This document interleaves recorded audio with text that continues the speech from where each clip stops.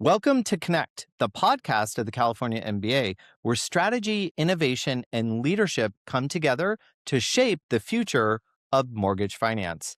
This is where voices and ideas driving our industry forward meet real world execution. My name is Paul Gigliotti, CEO of the California MBA. And if you're here, you care about building better for your business, your clients, and for the future of housing. Before we begin, I'd like to thank our 2026 President Council sponsor. Without their participation in California MBA, we wouldn't be able to have conversations like this, nor do all the advocacy and legislative work we do. So I'd like to thank AmeriHome, Consolidated Analytics, Loan DNA, Funding Shield, CMG Finance, Guild Mortgage, Rocket Mortgage, Wiener Brodsky Kindred, and Western Alliance Bank. Thank you for your continued dedication to not only our association, but to the industry as a whole. Now, let's jump in. Today, I am thrilled to welcome Tom Davis, Chief Sales Officer at Deephaven. Deephaven has been a strong name in the non-QM, or is it the non-agency space for a very long time. And Tom has a great view on what lenders are thinking about right now as it relates to product, borrower demand, liquidity, execution, and how non-QM fits into the next phase of this market. I love this conversation because when you look at the variety of different products, as long as we're adhering to guidelines and regulation, we're really stepping into the next generation of figuring out what it is the consumer needs. So it comes down to consumer demand, right? Tom, thank you so much for being here. Thanks for having me, Paul. Appreciate it. Yeah, absolutely. So we're going to dive in, and we're also going to talk about the equity side of the market today, closed-end seconds, HELOCs, and home equity opportunity, because I personally think that could be a generational opportunity for loan officers on the production side as well. So you ready to dive in, my friend? Let's do it. And I All agree with right. you on the So equity. I agree with you on the equity side too. It's a generational opportunity, like you said. Y- Yeah, I mean, we're right now we're in a really unique opportunity where there's a ton of equity to tap into. And for the most part, it's needed. If you look at consumer sentiment and you look at, revolving credit, debt is at an all-time high, not just for our nation, but for the consumers, they need to tap into this equity. But then the flip side of that is they can't afford what that new mortgage payment would be. So the solution, tapping into equity with HELOCs.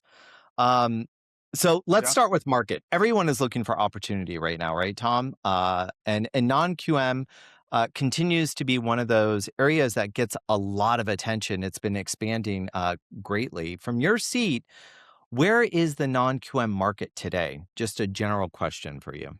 Yeah, Paul. So non-QM, look, I personally think in every market there's opportunity, right? Either you get it or someone gets it, and either you take share or someone takes share from you, right?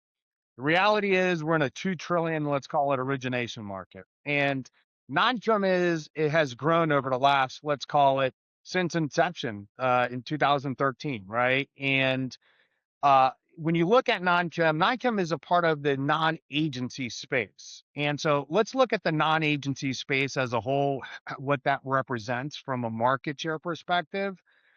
In non-QM in 2026, we expect non-QM to hit about 150 to 180 billion. It's going to be an all-time record year for non-QM. That's your traditional non-QM.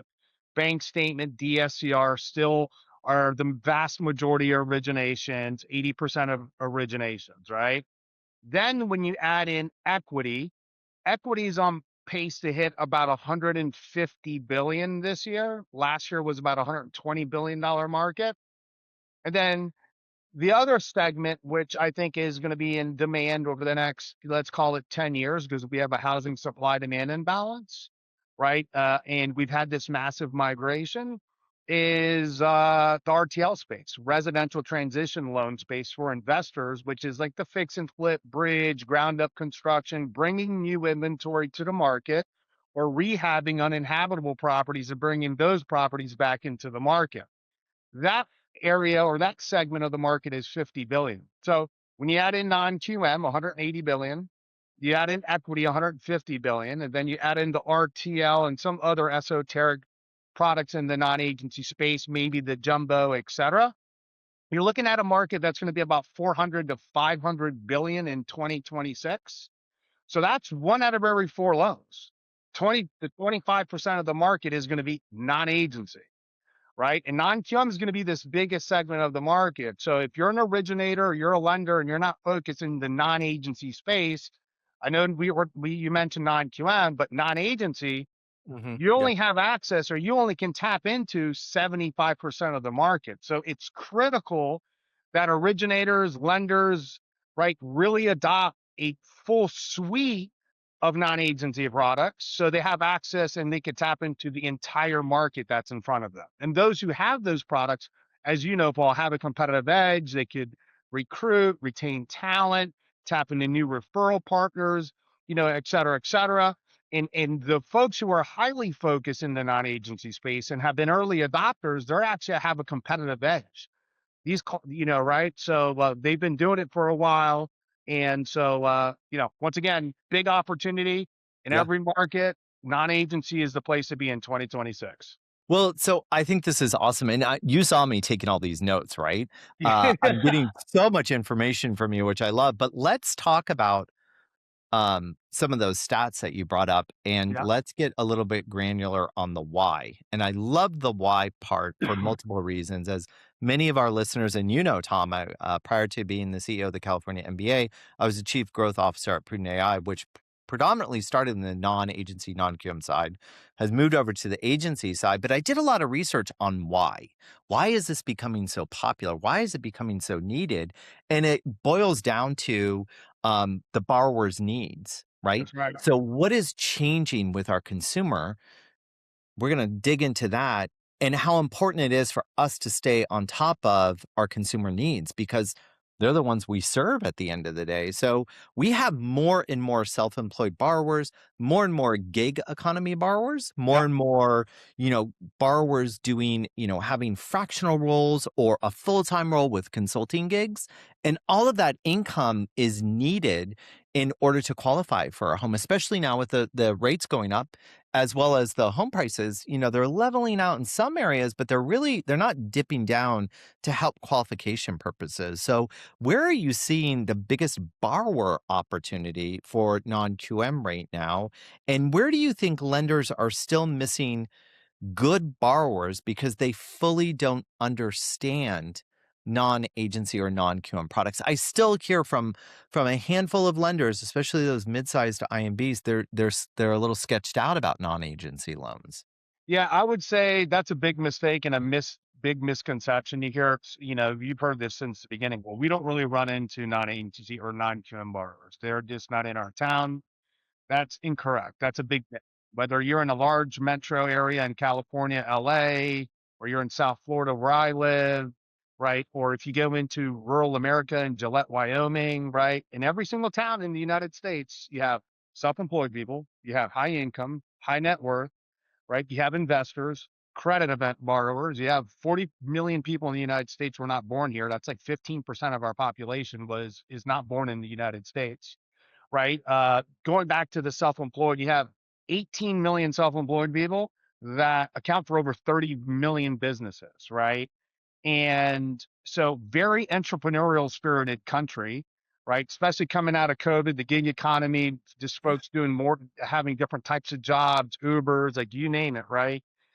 A lot of folks have multiple jobs. And so they, like you said, they need all this income. And especially for self-employed folks, they go to an attorney or accountant or CPA and they optimize their tax strategy and they, Right. they, they write everything off, right? So self-employed people, in order to qualify for non-agency and meet the ATR, ability to repay requirement, right? We're looking at a forensic view into their cash flows through their personal or business bank statements. And a And and a combination of it too, right? yeah, That's the whole non-agency world where you can take multiple streams of income. So it's not that it's not qualifying, it's just a different perspective or view on how to qualify them from an income perspective, as well as I would assume like a loan to value ratio or yep. a DTI ratio, right? Yeah. And look, you self-employed people will have usually higher net worth, well-heeled borrowers. And when you look at these transactions, the collateral is very strong, right? The average Mhm. LTV is like 66, 67 LTV. DTIs are in the low 30s. FICOs are in the 740s on average. And so these are well-heeled borrowers that have skin in the game, and Yeah. we're taking a forensic view into the cash flows, the debits and credits, Yeah. right? And so, that's it's an underserved borrower that the agencies haven't been able to serve. And so Mm. non-chem has really done a non-agency, and these products have done a really good job at serving the underserved. That's just your self-employed. Like, so that's 18 million self-employed people. In the United States, you have over 19 million investment properties that account for $49.5 million dollars, right? In 2025, 30% of total transactions in 2025 were investor transactions. One out of every three deals almost. So if Mm. you're an originator or you're a mortgage banker, and 30% of your business is not investor transactions, then you're under indexing the market. And there's probably a reason why you're under indexing. You don't have a full suite of investor solutions, and we could talk about those. Um, but one out of every three deals, right? So you got the self-employed, you got the investor. That's where the majority of the non-agency production is being done in the United States when it's non-QM, right? I would say 80%. That's where originators really want to focus on if they're getting into non-QM, or if you're doing non-QM, that's where you're going to get the majority of the production is your investor and your self-employed. Yeah, absolutely. And I would add to that, Tom, it's really interesting to watch a global economy, right? So if we look at European, and these are all figures from 25, 24, and Yep. 25 when I was knee deep in the non-agency world.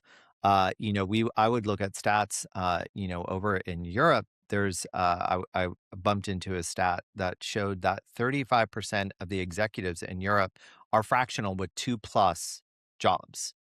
And so it's not that Europe is necessarily a trendsetter for, a fiscal policy or what's going to happen, but it's moving and it's coming here. And the another stat that I hold on to regarding non-agency business or how our consumer is changing is, and you brought these up, you brought up all the data points, but there was a glaring stat that showed that 37% of homeowners in the United States uh, have more than one income stream coming in the door. That supports at least 25% of their income. Now, there are agency programs that will look at like side hustles, right? There are Yeah. agency programs that will look at, Paul Gigliotti, CEO of the California MBA, plus selling lemonade, with receipts and Right. whatnot, right? But I think what non-QM does is it looks at the whole global picture Yeah. of the consumer and where they are and where they're going. And to your point, I love the statement that you brought up about those consumers that utilize the non-agency loans or non-QM loans um, generally have a higher net worth because their income is coming from they own multiple properties or they have multiple K1s or they've expanded and they're outside of the box. So I honestly would think that if I was loaning someone money against collateral, I would want someone that thought outside the box for bringing in income, because as soon as that person is losing income from somewhere, they're quickly finding a way for that income to come back through another source, basically, Yeah. right? So, there are arguments out there, and oddly enough, it just came up at a conference, and I can't remember which one, but there was something said on stage about the non-QM market is growing so fast it's going to cripple our industry, and we're going to come back to 2007, and in fact, I don't think that's the case at all because No. there's so much scrutiny around. I mean, you're not doing CISA loans. Remember those, right? Like Yeah. you're Yeah. qualifying them. It's just a There- different way. Look, the collateral performs like the demand for the Yeah. asset in the non-agency space. There's way more demand than supply, Yeah. right? And you have institutional capital, insurance capital coming in, and it performs. I mean, the reality is look, once again, the collateral 67 LTV, 740 FICO, DTIs are in the low 30s. That's newly originated stuff today. If you go back like 2 years, 3 years, they got more equity. So that equity is probably in the 50s. So Right. someone with, all this equity, embedded equity, they don't default. And if they do default, what's going to happen is they're going to get caught up, or they're going to sell their property because they're not going to allow it to go into foreclosure because they have so much embedded equity. So when you look at like the performance of non-QM, it's been phenomenal. Outside of a little Mm. bit of elevated delinquencies in the 2023 vintage, but 2024 and 2025 vintage has been phenomenal performance. Yeah. And the overall losses, actually losses, right, are like almost non-existent because there's so much embedded equity into these deals. Yeah. So let's switch gears a little bit and let's Yep. talk about the equity opportunity with HELOCs and CES Yeah. programs. I want to stay on that for a hot second because I think Deephaven is doing some really interesting things. And I want, this isn't a commercial, it's thought leadership, but I want to Yeah. hear the whys. Um, this is a segment we're seeing, growth but a demand for. And personally, I think it could be, as we were talking about when we opened up, a generational opportunity for loan officers. You have homeowners sitting on a ridiculous amount of equity, and many of them are locked into that low first mortgage. I know, I was talking to my son, and I was like, well, this house is going to be yours someday because we're not getting rid of this mortgage. Like, you can't get this money anywhere else at this interest rate, Right. and you never will. Like, we're never coming back to 2.5% mortgage interest rate. It's just Correct. not happening. Correct. So how is Deephaven thinking about the equities segment of the market, and what should loan officers understand about these products so they can better serve and create opportunity in the marketplace and for the consumer? Yeah. So here's the backdrop, right? We have close to 35 trillion in equity, all time high. Uh, Here's an interesting data point: 24 million millionaires in the United States, right? The millionaires in the United States actually account for 40% of the world's millionaires.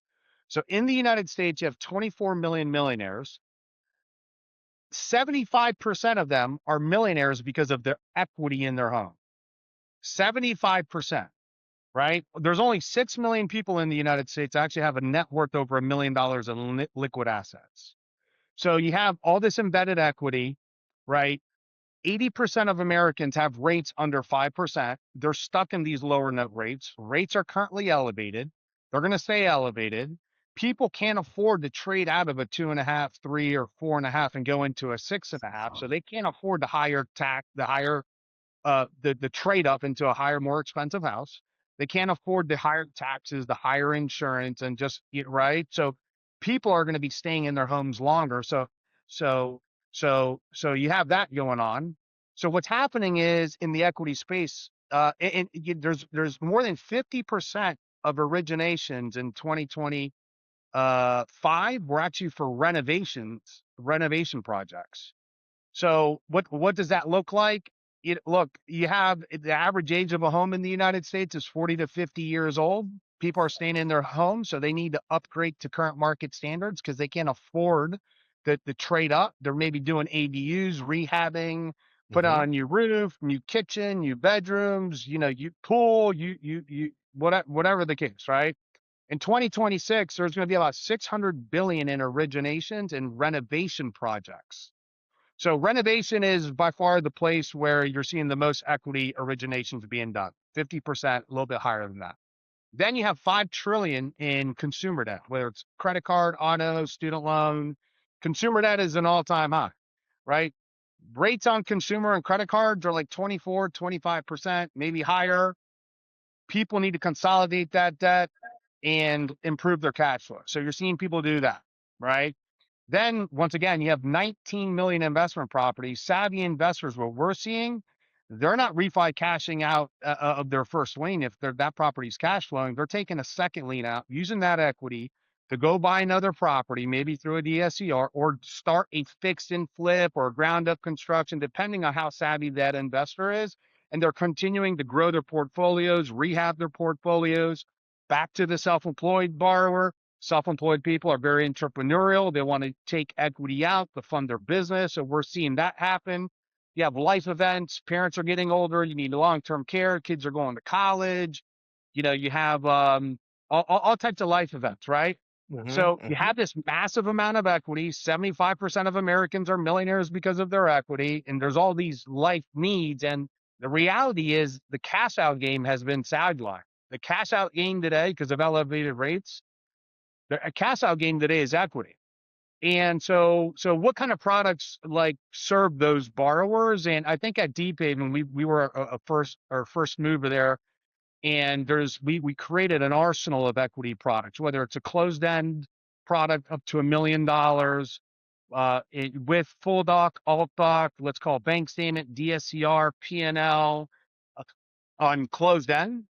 And then we also developed our own digital HELOC with our own technology.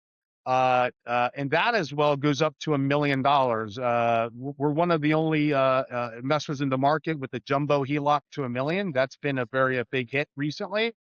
And what's nice about that, we also have some features in there, alt doc features such as bank statement and some other items where unlike some of the other HELOCs out there that are more blockchain focused, it has to fit the blockchain and their guidelines. If it falls off, if it doesn't meet it, then there's a manual process, whether it's calculating bank statement income, where we're looking at an appraisal, right? Having human eyes looking at an appraisal. The blockchain technology doesn't work with human interaction. So we've created some off ramps that to kind of pick up those opportunities where some of these other platforms in the market are just don't serve, right? So we have features that serve the non-agency borrowers, and we're continuing to develop there. So, and then here's one thing that I want to just make sure all originators need to really embrace and adopt and really embrace these products. The reality is, the vast majority of originators in the United States, right? When you look at retention and recapture rates,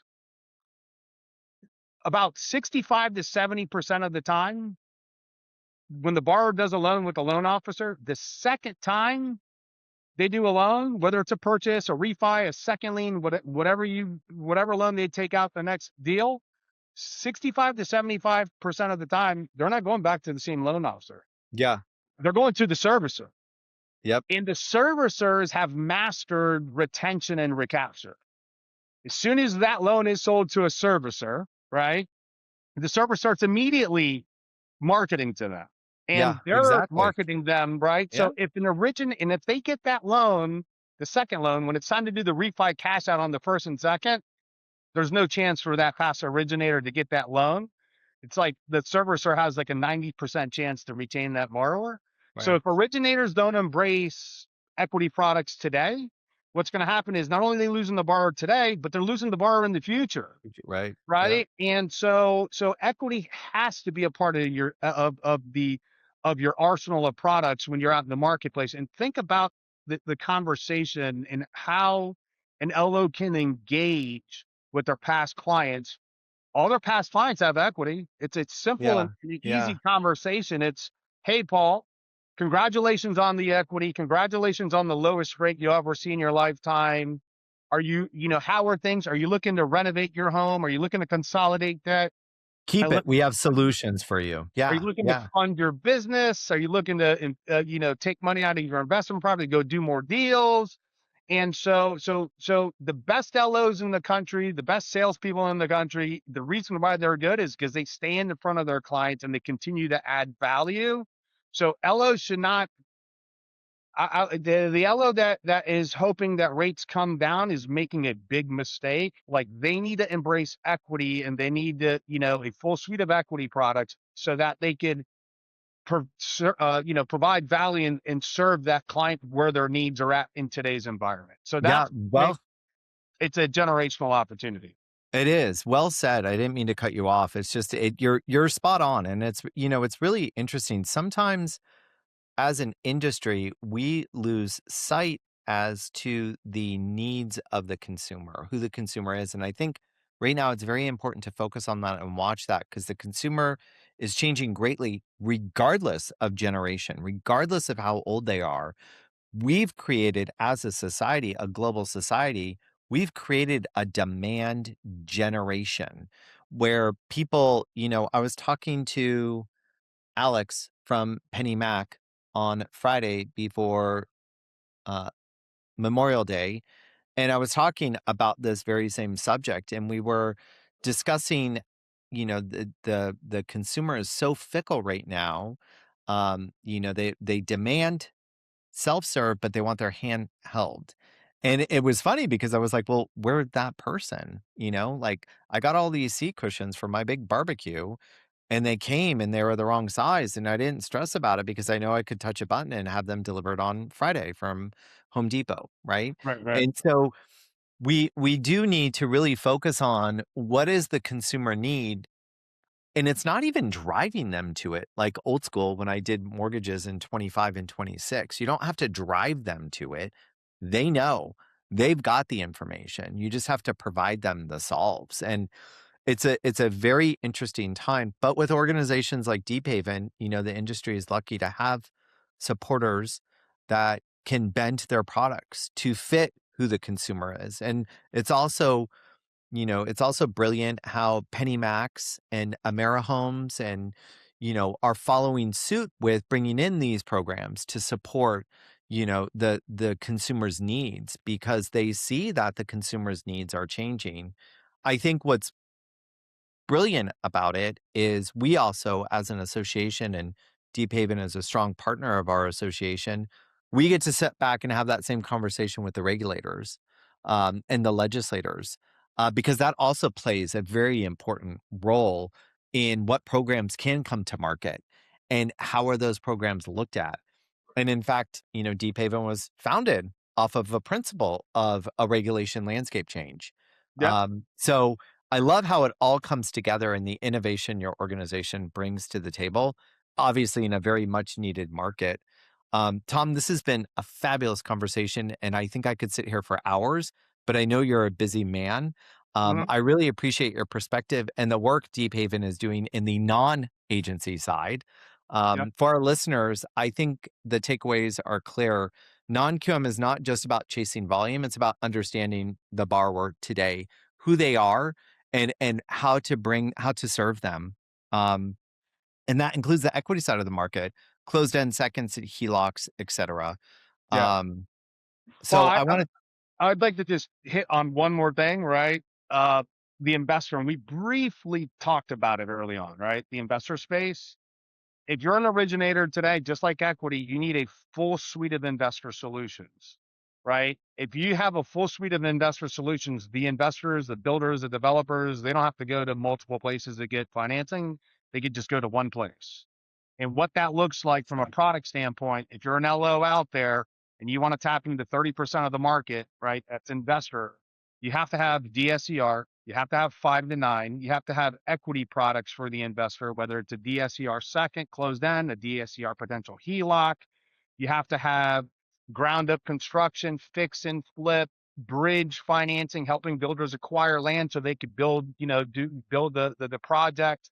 If you have a full suite of investor solutions and you specialize in that, just like equity, just like non-QM, it'll give you an edge in the market, and all the investors will migrate to you because you have expertise, knowledge, and focus in these unique products. Yeah. Non-agency, when you add them all up, is going to be 1 out of every 4 deals in the marketplace, right? Yeah. Yeah. Brilliant insight. I really appreciate it, Tom. Thank you. And to our audience, thank you for tuning in to Connect. Advocacy is constant, innovation is constant. And in a market like this, execution matters more than ever. Until next time, stay engaged, stay sharp, and keep building with purpose. Thank you all.